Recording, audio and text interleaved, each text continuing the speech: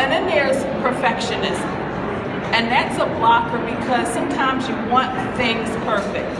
Recently, a friend of mine redid his closet. Him and his wife had walk-in closets. He redid it and it looked beautiful. I thought it looked beautiful. He could see everything, he could find everything, and I was just going to comment and give him like a couple of thumb ups.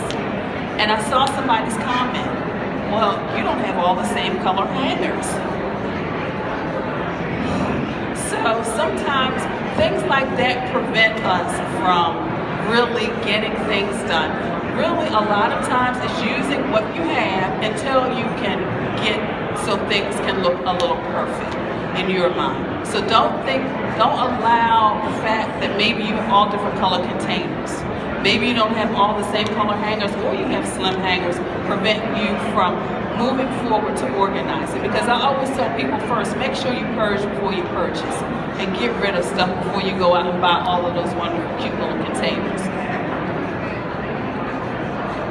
And then the last thing is sentimental. And I shared with you about the toys. And I'm going to get to the toys because those are my toys. But sentimental sometimes is just holding on to stuff maybe a little longer than you would normally. You know, it was until I was 30 before I got rid of my prom dress. But that was because I was holding on to those memories of high school and all of that stuff.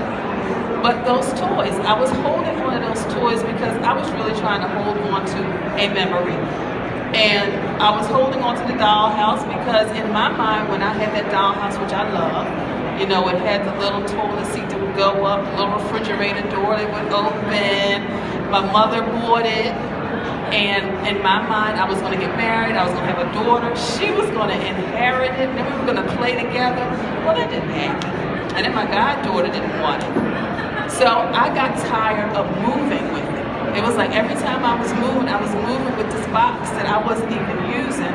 So I finally decided to get rid of it.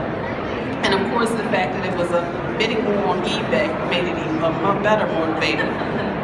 But then Noah's Ark. Now, I don't know if anybody in here is old enough to remember when you would go get gas and you would actually get a little trinket.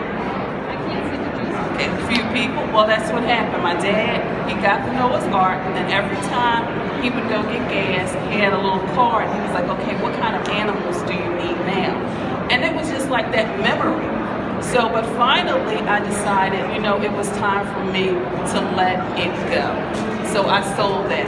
And sometimes even those sentimental things, it's easy to let them go because Noah's Ark actually went to a elementary school, and then the house went to somebody who really truly appreciated it. So a lot of times when you're just looking at all the stuff you have in your home and in your life, begin to just figure out, like, why am I doing this? Am I hoarding because it was something that, you know, my parents did? Or do I have piles because I'm deferring and I'm delaying a decision because I'm not just dealing with stuff right now? Or maybe because I want all the same color cute containers and hangers, or maybe because I just don't want to let go of something because I'm afraid of letting go of the memory. So those could be some reasons as well. So now